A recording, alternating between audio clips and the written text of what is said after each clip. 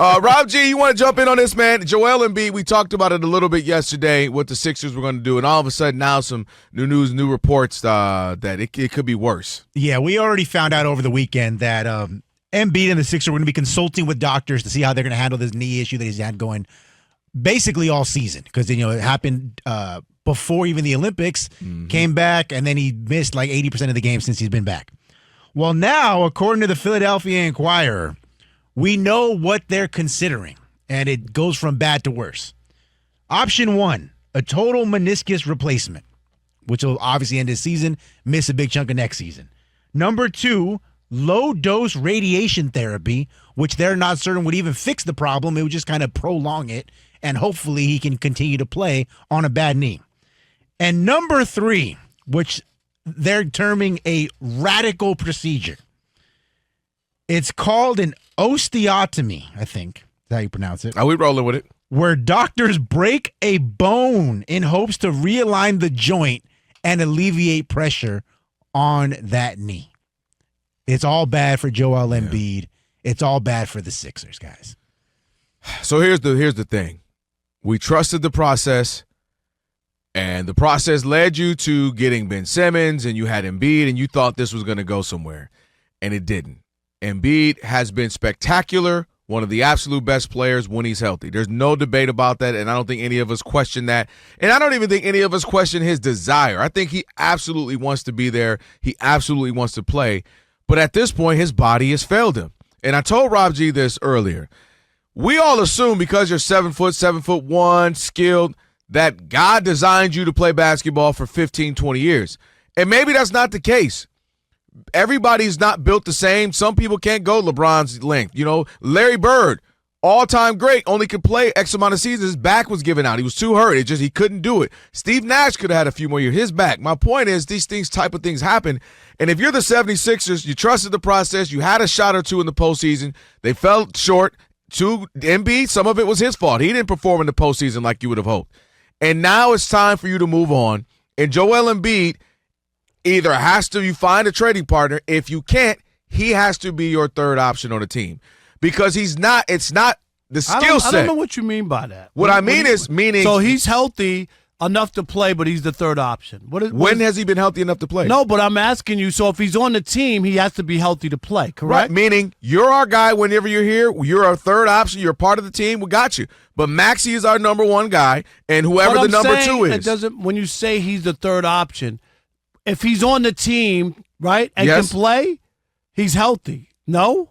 But Rob, his health is going down, No. So what I'm saying is, even if he's healthy is not 5 years ago, 4 years ago healthy, so that he may not be the player he once was. I can't operate thinking I'm going to get that. That's asinine. No, that's crazy to keep thinking you're going to get that. But what I'm saying is, if he's on the team, then he has to be healthy, correct? Right. Okay, so he would be so he's healthy, and he's the third option? What? Yes. Because I can't I can't have my franchise based off Joel Embiid anymore. Then he can't be on the team. That's fine. There's no such thing. If he's healthy, he's not going to be a third option. The guy's won an MVP. You're talking about Maxey and other people. Who's two then? No, I'm saying you have to get people. You can't. They can't go into next season going, we have Joel Embiid, we're going to do this. It's different. Your conversation is you want to get rid of him. Right, but I have to find a practicing part. I have to find a participant. I can't just get rid of him if I don't have somebody who participates. He can't be on a team and be the third option is what I'm trying to say, because if he's on the team, that means he's healthy enough to play, correct? Ish.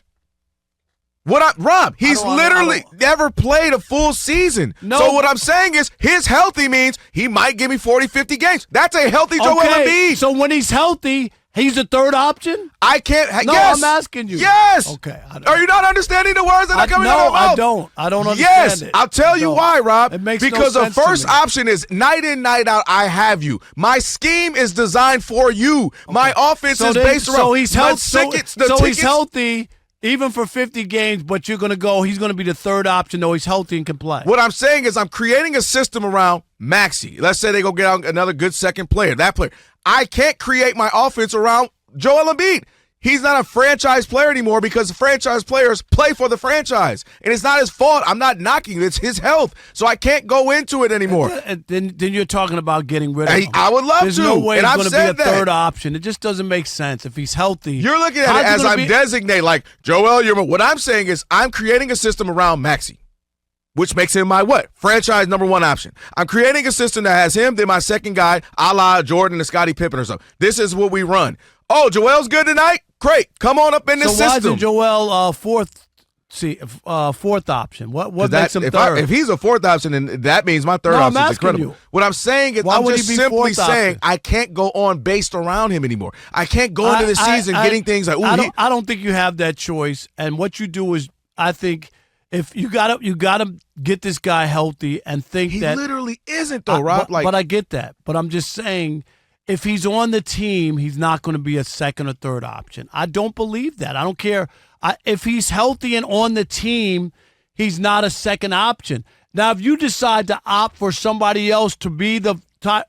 But why isn't he? We just said LeBron is about to be the second option to Luka. LeBron's 40 years old compared to a 25-year-old. Joel Embiid is 48 years old physically. Okay, and Tyrese Maxey's won what? I mean, come on, as good as he is, I'm just asking you. Has he won an MVP? No, can we get there? He only had the team for a year. Okay, so now he's playing every day. He's your number one option, and you lost 10 in a row. So he's the guy? Because I brought in another person who's always injured in Paul George. That's just terrible. You pair Paul George, always injured, with Joel Embiid, always injured.